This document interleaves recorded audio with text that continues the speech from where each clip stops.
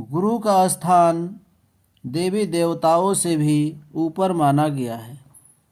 गुरु की बातों का पालन करने पर किसी का भी जीवन बदल सकता है।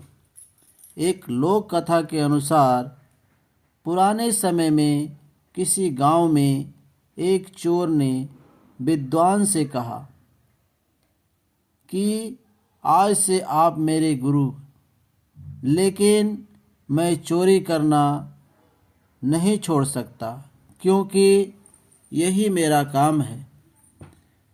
गुरु ने चोर से कहा कि ठीक है, अब से तू मेरा शिष्य है। मेरी एक बात ध्यान से रखना, सभी महिलाओं को अपनी माता और बहन समझना। चोर ने ये बात मान ली। ये लोग जिस गांव में रहते थे, उस राज्य के राजा के यहाँ कोई भी संतान नहीं थी। इस वजह से राजा अपनी रानी से गुस्सा था और रानी के अलग महल में रहने भेज दिया था। संतान न होने की वजह से रानी भी बहुत दुखी थी। एक रात चोर रानी के महल में चोरी करने पहुंचा। रानी ने देख लिया कि चोर महल में घुस गया है। महल के चौकीदारों ने भी चोर को देख लिया और उन्होंने राजा को खबर दे दी। रानी ने चोर से कहा कि तू यहाँ कैसे आया? चोर ने जवाब दिया कि मैं घोड़े से आया हूँ। रानी बोली, मैं तेरे घोड़े को सोने चांदी से लदवा दूंगी, बस मेरी एक इच्छा पूरी कर दे।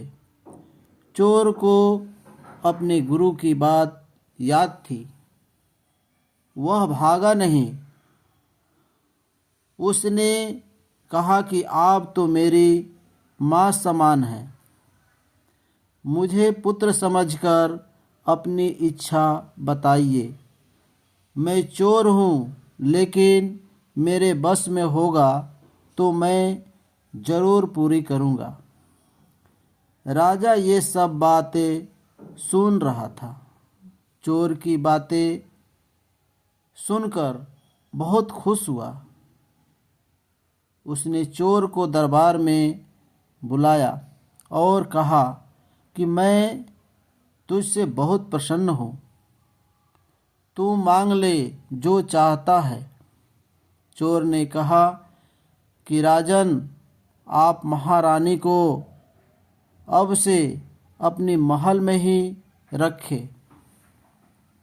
उन्हें दुख न दें। राजा ने चोर की बात मान ली। महारानी से राजा ने अपने किए की क्षमा मांगी। रानी ने राजा से कहा कि हम इस चोर को ही अपना पुत्र बना लेते हैं। इसकी वजह से ही सब ठीक हुआ है। राजा भी यह बात मान गया और चोर को अपना उत्तराधिकारी घोषित कर दिया। गुरु की बातें जीवन में उतारने से किसी का भी जीवन बदल सकता है। चोर चोरी करता था, लेकिन उसने गुरु के उपदेश को ध्यान रखा और राजा रानी उससे प्रसन्न हो गए। एक चोर का जीवन बदल गया।